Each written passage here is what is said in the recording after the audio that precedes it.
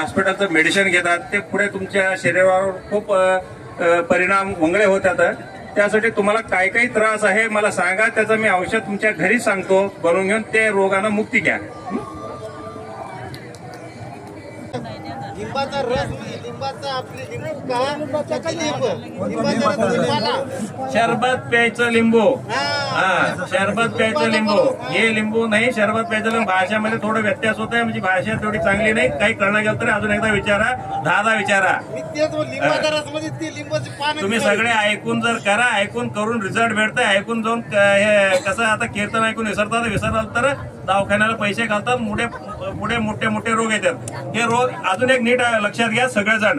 आपल्याला असले सगळे शुगर, बीपी, हार्ट, डोक्याचे रोग कशासाठी उत्पत्ती ओलाले येतात, कशासाठी ओलाले, त्याचं कारण काय, मूळ ते ऐका.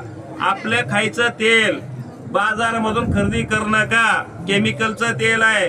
तेलानं 90% बिमारी होलेले. तेल गिरणीवर काढून आणा करड्याचं. दुखणे तुम्हाला 90% दुखणे निघून जाते. तुम्हाला सांगलो केमिकल तेल खाऊ नका. कोणी शरीर वाटोळ करून घेऊ नका. किडनी लिव्हर खराब करून घेऊ नका. डोळ्याचा प्रॉब्लेम करून घेऊ नका. खायचं तेल पहिले अगोदर चेंज करा.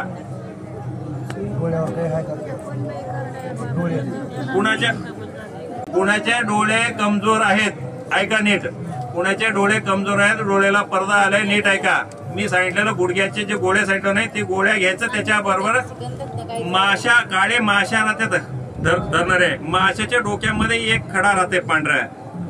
काळ्या दगडावर लावून जर डोळ्यामध्ये असं तर कसलंही अगर जर डोळ्याला पडदा असेल तर पडदा 1 घंट्यामध्ये निघून जाते. माशाच्या डोक्यामध्ये खडा राहते पांढरा. कसलंही डोळ्यामध्ये पडदा असेल तर पडदा निघून जाते, 1 घंट्यामध्ये निघून जाते. पण नस कमजोर असेल तर काम करत नाही. नस कमजोर हे गोळ्यानं करते. 1 महिना 2 महिना गोळ्या घेऊन ते प्रयोग करा. डोळे नसही मजबूत होते तर डोळ्याचं जे पडदा राहते ते क्लिअर होते. डोकं जास्ती दुखतंय, आग पडते डोक्यामध्ये. कुणाचं डोकं दुखतंय, डोक्याचा त्रास आहे, नीट लक्षात घ्या. काही डोक्याचा त्रास राहू दे, मार लागलेलं राहू दे, काही परंपरानं डोक्याचा त्रास येते, कळालं का नाही. काही डोळ्याच्या त्रासानं डोकं दुखतंय. गाईचं देशी तूप घ्यायचं, कळालं का नाही. देशी तूप घेऊन काय करायचं, पाठी खाली 2 उश्या ठेवायचं झोपताना. 2 थेंब ह्या नाकामध्ये, 2 थेंब ह्या नाकामध्ये. कम डोका दुखायचं असेल तर 21 दिवस, जास्ती असेल तर 1.5 महिना.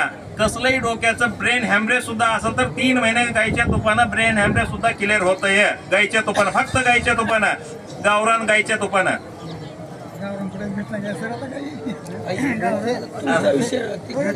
आता मिळणार म्हणून तर मी काय अजून काय विचारायचं सांगा.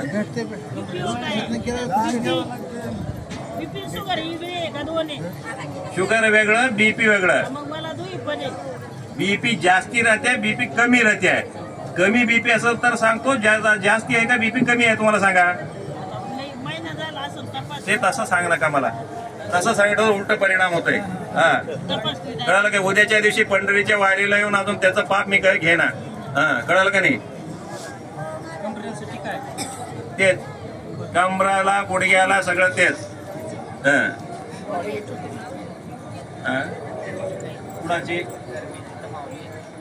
कुणाच्या शरीरामध्ये गरमी खूप आहे, लक्षात घ्या. कुणाच्या शरीरामध्ये गरमी खूप आहे ते एक परंपरानं येते, एक आपल्या जेवणानं येते. आपलं जेवण चांगलं नाही, त्याला काय करायचं म्हणाल तर आपट्याच्या झाडाचं पाला घ्यायचं. दसऱ्याला जातात नाही, हा, मोठ्या पानाचं. हा, त्याचे पानं आणून घरामध्ये वाळून त्याचा पावडर करून दहीमध्ये घ्यायचं. 21 दिवस. कसली गरमी असेल तर निघून जाते. सर्दी चालू होते, नाकावटे पाणी निघून जाते. कसली गरमी असेल तर निघून जाते. अजून काय विचारायचं आहे. पांढरा रोग येत आहे, पांढरा रोग राहते बघा. हा, नीट ऐका. पांढरा रोग असं टिक्के टिक्के टिक्के टिक्के राहतात. हा, कोड म्हणतात नाही, कोड. त्या कोडसाठी पांढरी गुंज आणायची. पांढरी गुंज आणून त्याचं पावडर करायचं. कळालं. पावडर करून त्याच्या 12 पुडी दुकानमध्ये गंधक म्हणून भेटते, गंधक. ते दोन्ही बरोबर मात्रामध्ये मिक्स करायचं. गाईच्या तुपामध्ये त्याला मलम केल्यासारखं करून कुठं आहे तसं 2 महिने लावाल तर कसलं ते कोड निघून जाते.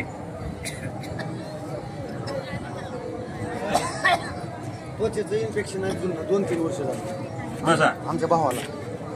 कसलंही त्वचाचं इन्फेक्शन असेल तर तुम्हाला सांगतो शुगर आहे का, शुगर आहे का, मला शुगर आहे का नाही सांगा. इन्फेक्शन शुगर नाही होते, शुगर नाही म्हणत तर सांगतोय का.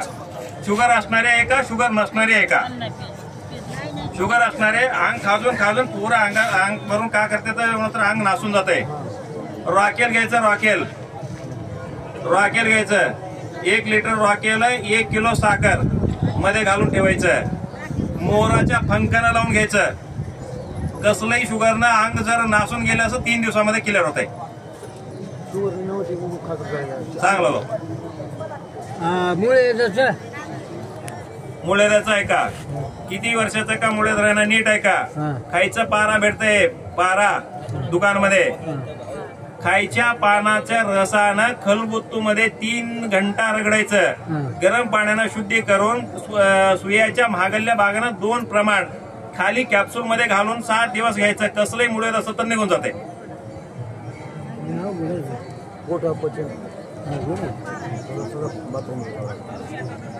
अजून काय विचारायचं, कुणाला काही आहे शंका. मुळेचं डबल समोर.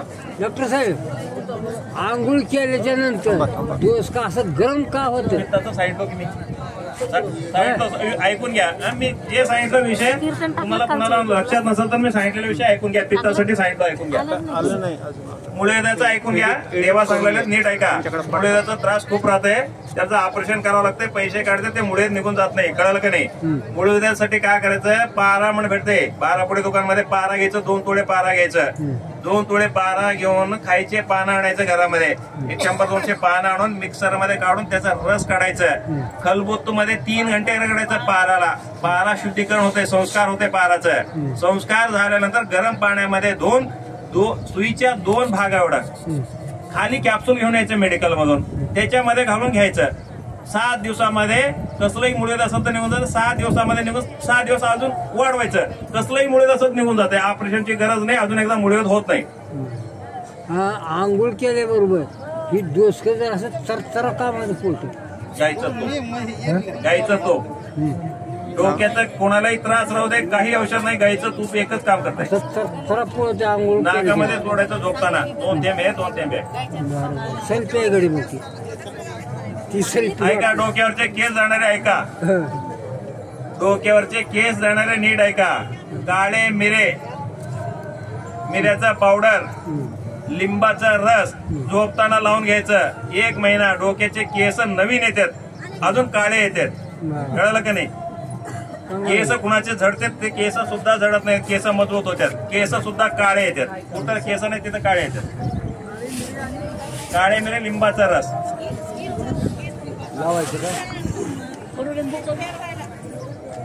स्किन एक गोष्टी नव्हे ना, अंगामधल्या रोगांना होत आहे. आज तुम्हाला बीपी शुगरनं कुणाचं होतंय, कुणाच्या पोटाच्या प्रॉब्लेम न होतंय. स्किनचं सांगता येणार, कोणता रिपोर्ट बघून सांगू शकतो. 1 होतंय स्किनचा प्रॉब्लेम एक प्रकारचा राहत नाही.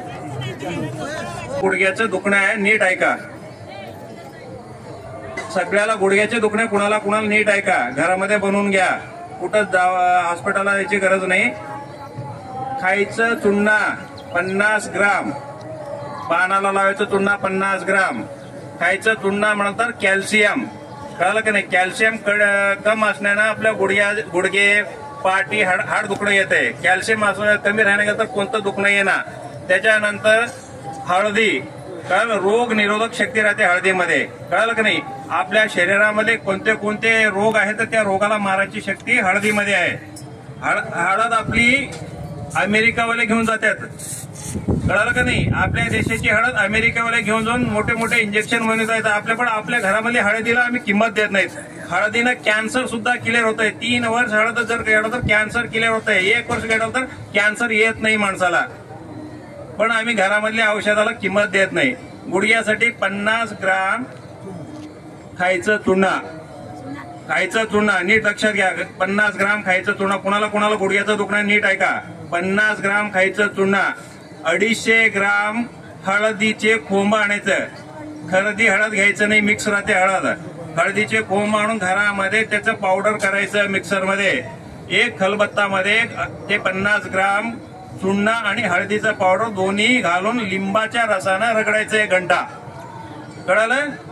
कुणाला काही डाऊट आहे का? 1 घंटा रगडायचं. काही डाऊट असेल तर विचारा.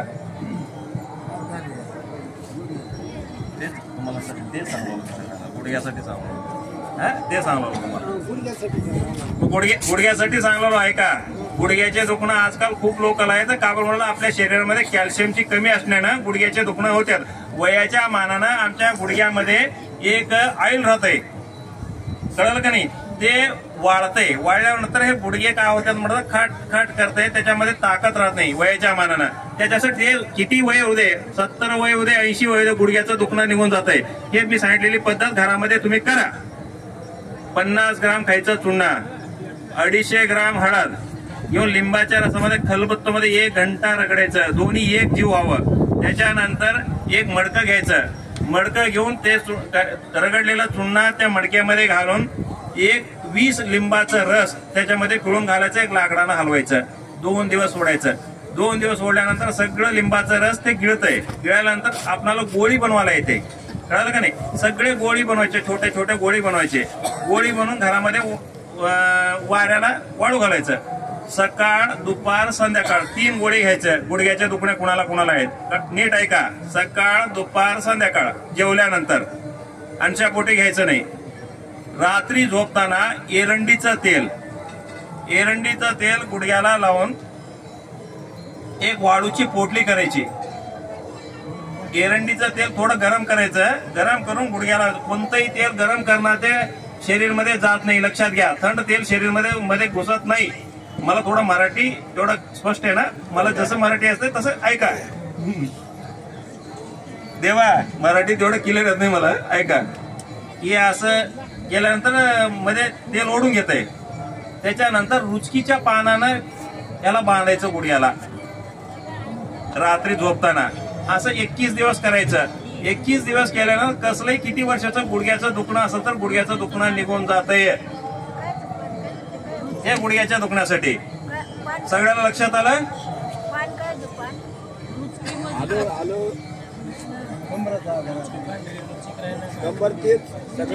हा, सगळ्याला कामाला येते. मला पित्तासाठी जोर आहे. पित्तासाठी आहे का?